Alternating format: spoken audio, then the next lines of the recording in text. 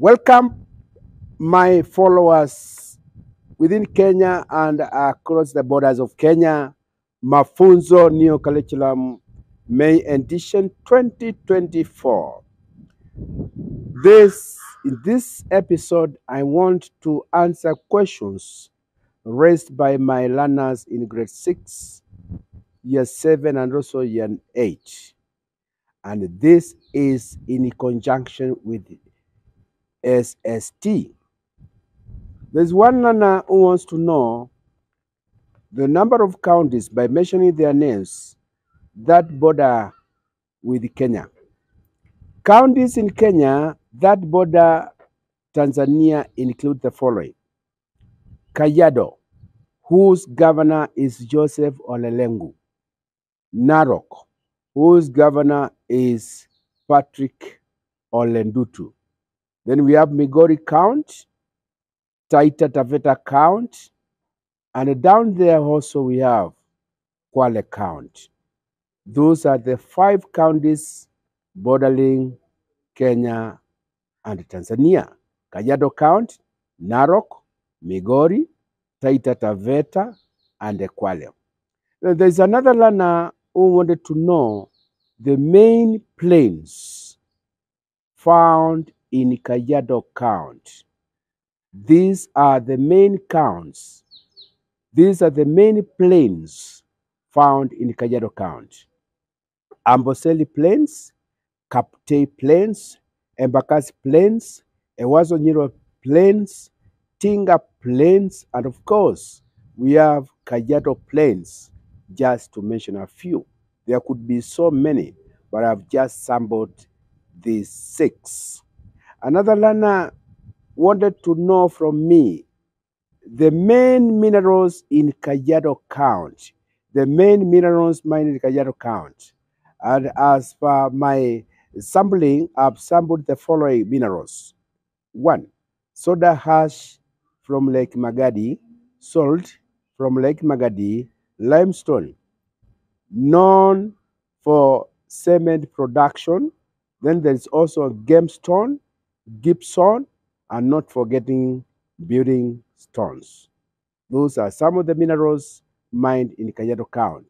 Then another learner wanted to know problems facing trade between Kenya and Tanzania, or even we can say the main problems facing trade between Kenya, let's say among the East African Community countries. That's Kenya, Uganda, all the 8 countries.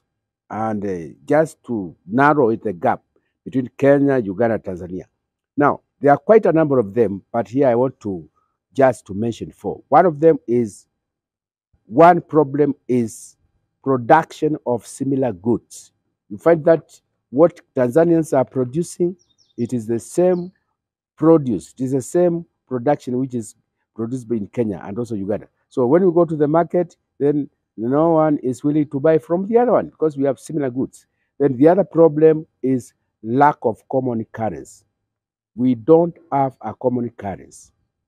And then there is also another problem of lack of trust among partner member states. We don't trust each other.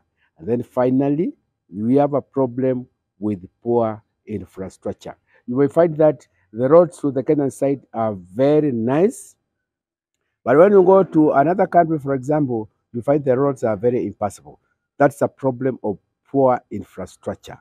I've just sampled a few. Production of similar goods, no common currency, lack of trust among member states, poor infrastructure, just to sample a few. And then another learner wanted to know the main peaks on Mount Kenya. Mount Kenya has got 3 peaks. The highest one is Lenana, then there is Nelion, then there is Batiani. Tanzania, when we went there with our learners, we also saw Mount Kilimanjaro, and we also learned that there are 3 peaks on top of that mountain, a very huge mountain. Now, these 3 peaks, the highest peak on Mount Kilimanjaro is Kibo, Kibo. And then the other peak is Mawenzi. Mawenzi. And then the third peak is Shila.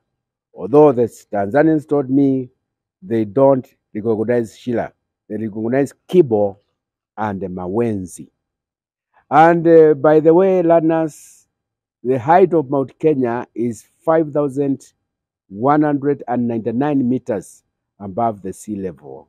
And that one of Mount Kilimanjaro, which is the highest mountain in Africa, it is 5,895 meters above the sea level. Then another learner wants me to remind him of various Bantu speakers in Tanzania, communities Bantu speakers in Tanzania. These include the Wanyamwezi, Wahehe, Makonde, Yao, Wazaramo, Wachaga, Wapare, Waha, Wasukuma, Wagogo, Washamba. There are so many Bantu speakers in Tanzania.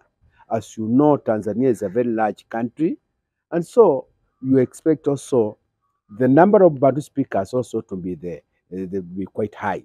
Then another pupil, another candidate wants me to shed some light on the achievements of Eastern Africa Community. What are the achievements of EAC since its inception? I'll just look at three. One, it has promoted trade among its member states. And then two, it has encouraged free movement of people and the goods across the borders.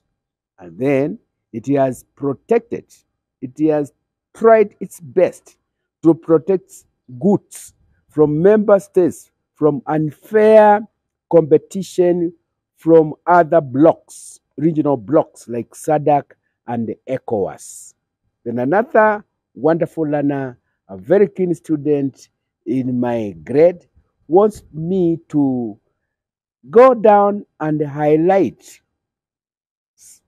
some achievements of the late president of Tanzania, Mwalimu Julius Kambarage Nyerere. But before I highlight those achievements, may I give a short history of Mwalimu Julius Kambarage Nyerere? Who was he? His Excellency, the late President Mwalimu Julius Nyerere of Tanzania, was born in the year 1922 in a small village by the name Butiama along the shores of Lake Victoria. Mwalimu Julius Nyerere, he trained as a teacher at Makerere University. Thereafter, he went to further his education in Scotland in Edinburgh University. That was the year 1952. He became a president of Tanzania, and then he voluntarily, one thing we'll remember this president, the late president, is that he voluntarily retired from the office in the year 1985. But after retiring, he remained being the chairman of the ruling party, which is CCM, Chama cha Mapinduzi. Now, when President Nyerere passed on, he was replaced by another president from Zanzibar, Ali Hassan Mwinyi, who was by that time of Nyerere passing on, he was the deputy president. And by the way, my good boys and girls, Ali Hassan Mwinyi is the father of the current president of Tanzania, Samia Suluhu Hassan. And now to the achievements. What are some of the achievements of Julius Nyerere as a president? Number one, he introduced compulsory and free education in Tanzania. Two, he led Tanzania to independence in the year 1961, led using TANU Party. Three, he was a found member of OAU in 1963. And then he united Zanzibar and Tanganyika mainland to form the Union of Tanzania in the year 1964. And lastly, he merged he merged TANU and ASP, that is Afro Shirazi Party of Jumbe of Zanzibar, to form one big party by the name CCM, Chama cha Mapinduzi.